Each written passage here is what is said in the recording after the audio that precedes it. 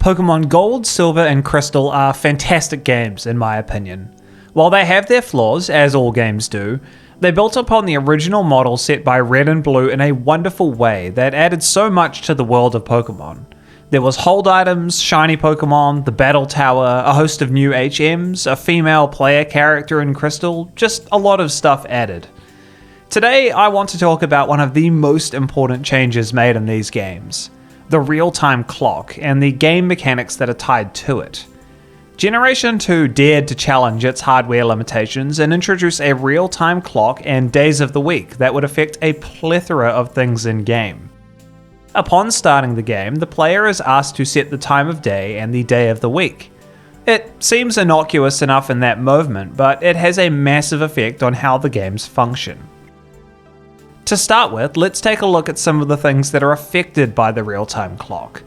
There is music that plays on the radio on specific days, which affects the encounter rate in the positive or the negative.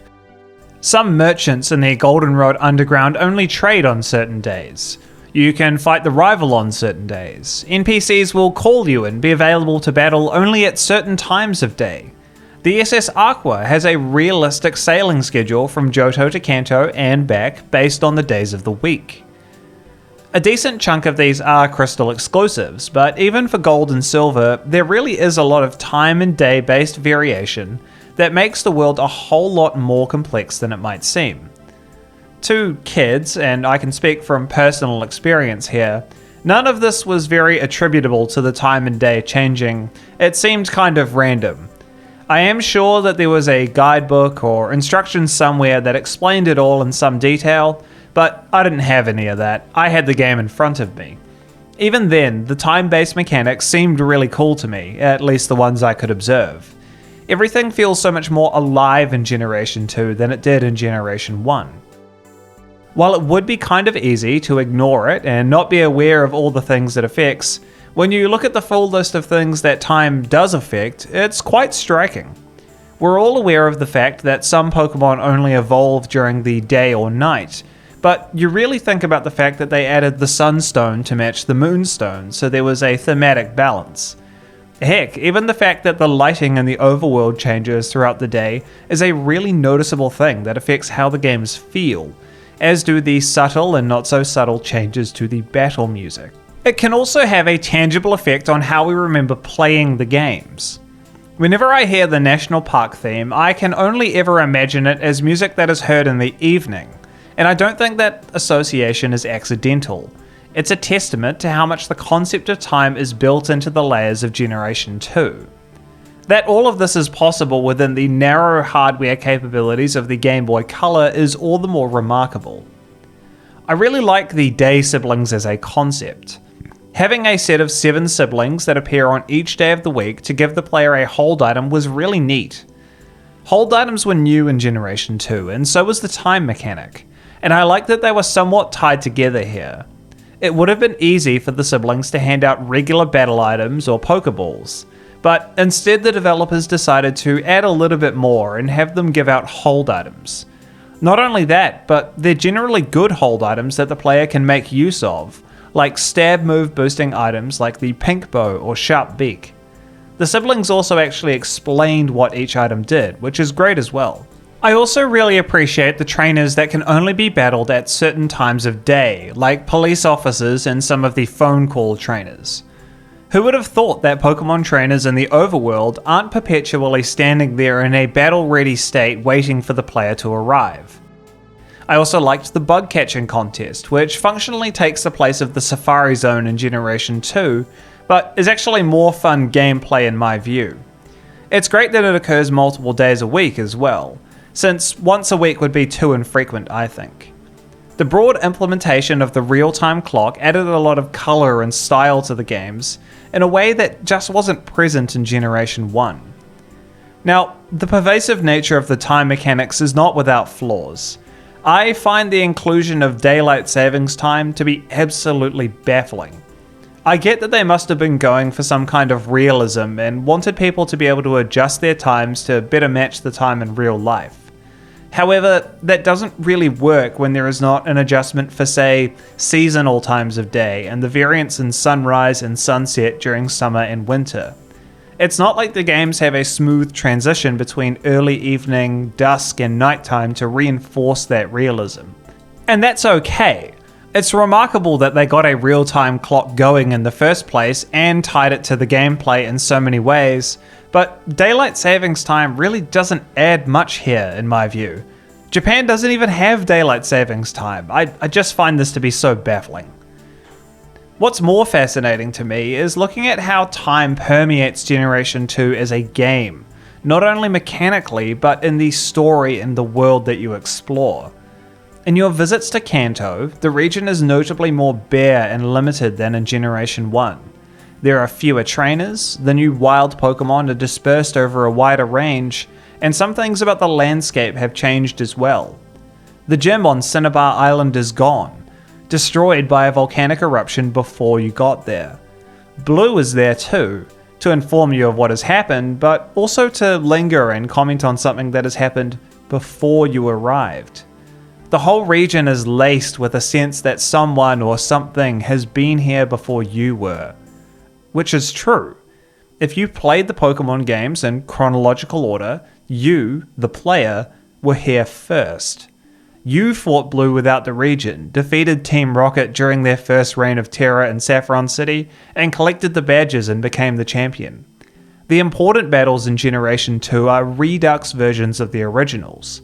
Most of the old teams are still there, but a bit stronger and with some newer members.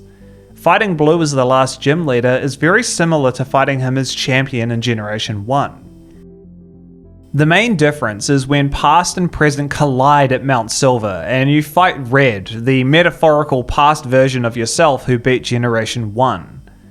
The theatrics and difficulty of that fight make the sense of drama all the more keen, and bring the games to a more thrilling finish than if you had just fought a buffed up Lance again. While I tend to agree with critics of Generation 2 Kanto that it is a more barren and empty place than it needed to be, in the context of time functioning as a story setting, it seems a little more justified.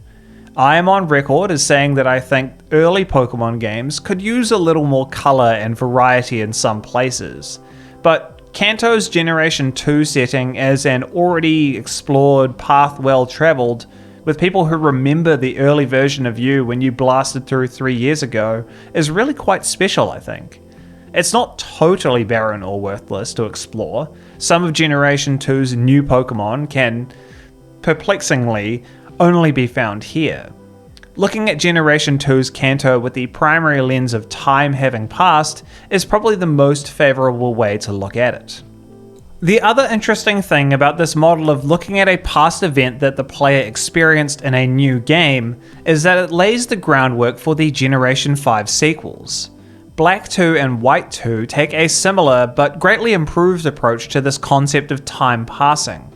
All of the same Pokémon and people are there, but the storyline is significantly expanded, as is the map.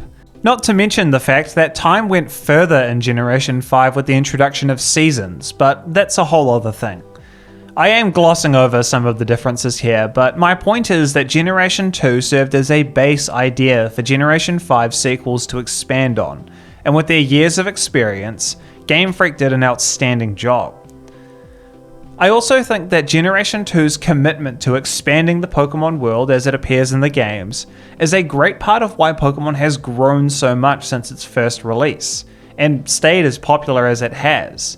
It's easy to forget now, but the Pokemania trend of the late 90s could easily have been a passing fad, like so many other video games of that era that failed to build on their initial success. This fear was alive and well at Game Freak too, and the company had more than a little anxiety that their hot product would go the way of other franchises that failed to keep up. To innovate and to expand was to stay relevant, and a carbon copy of Red and Blue wouldn't do that. Game Freak's ambition with Gold and Silver and the near all-encompassing time and day mechanics drastically expanded the world of Pokémon. Red and Blue were great games in their own right, but they offered a comparatively one-dimensional view of the world. There was catching and training Pokémon, and once you had done that, you didn't really have anything else to do. To add time, morning, day and night, and days of the week, and have every other thing in the game affected by it in some way or other, was a massive expansion of the world from a one-dimensional, turn-based RPG into something more complex, developed, and nuanced. And this trend has continued throughout new releases in each generation. The time mechanics might not have been as visible in Generation 3, but the world expansion is still there. There are contests, berry growing, larger and more diversely designed cities, secret bases. Each game has taken a different view of the world and made them much more interesting than the last. To me, this all stems from the examples set by Gold, Silver, and Crystal. Those games created an expectation of expansion and development beyond their predecessors, with great results in my opinion. And that's all I had, folks. Did you like the time mechanics in Generation 2? Do you think they could have done more with it in the games? Let me know in the comments below. If you liked this video, please like and subscribe, it helps the channel out a bunch. Give me a follow on Twitch if you want to chat between videos and see some speedruns. Thanks for watching, see you next time.